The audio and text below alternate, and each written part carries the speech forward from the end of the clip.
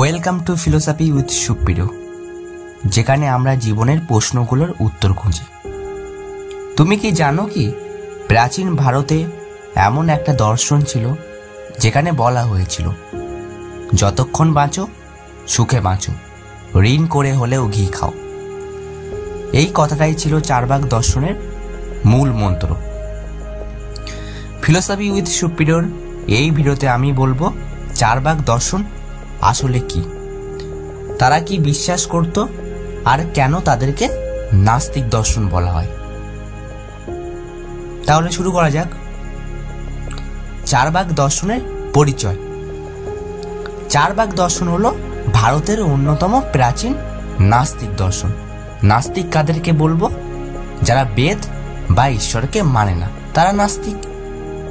তারা বিশ্বাস করত যা চোখে দেখা যায়, কান দিয়ে শোনা যায় বা হাতে স্পর্শ করা যায় তাই সত্য।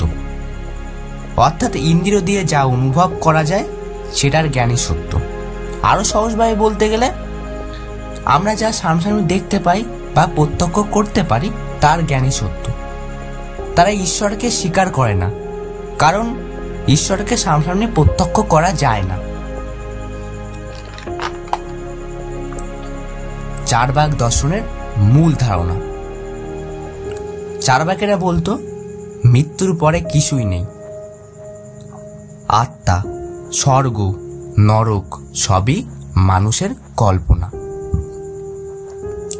তাদের মতে জীবনের একটাই লক্ষ্য হওয়া উচিত, আর সেটা হচ্ছে সুখভোগ।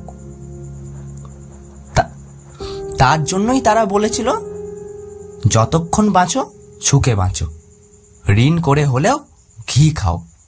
অর্থাৎ ভবিষ্যতে চিন্তা না করে বর্তমানের আনন্দে বাঁচো। জ্ঞান তত্ত্ব, থিওরি অফ নলেজ। চারবাকরা শুধু প্রত্যক্ষ জ্ঞানকেই সত্য বলেছিল, মানে যা দেখা যায় না, কান দিয়ে শোনা যায় না, তা মিথ্যা। তাই তারা অনুমান, উপমা বা শাস্ত্রের জ্ঞানকে স্বীকার করে না। তার জন্য অন্যান্য দর্শনগুলো তাদেরকে সমালোচনা করে। নীতিবিদ্যা, এথিক্স। চারবাকের মতে ভালো বা খারাপ কোনো কাজের বিচার হয় মানুষের সুখ দিয়ে। যে কাজ সুখ দেয় সেটা ভালো, যে কাজ মানুষকে দুঃখ দেয় সেটা খারাপ। তাদের মতে সুখই সর্বোচ্চ লক্ষ্য। সমালোচনা ও গুরুত্ব। অন্য দর্শনগুলো বলেছিল চারবাকের দর্শন এক পেশে, তারা শুধু বস্তু জগতের দিকটাই দেখেছে। তবুও চারবাক দর্শনের বিশেষত্ব হলো তারা মানুষকে শিখিয়েছে যুক্তি দিয়ে ভাবতে, অন্ধবিশ্বাস না করতে। আজও এই চিন্তাধারা আধুনিক যুক্তিবাদী মনোভাবের ভিত্তি হিসাবে দেখা যায়। তাহলে তুমি কি মনে করো চারবাকের ধারণা একদম ভুল ছিল, নাকি আজকের বাস্তব জীবনে এই দর্শনে কিছু সত্যতা আছে? কমেন্টে তোমার মতামত জানাও।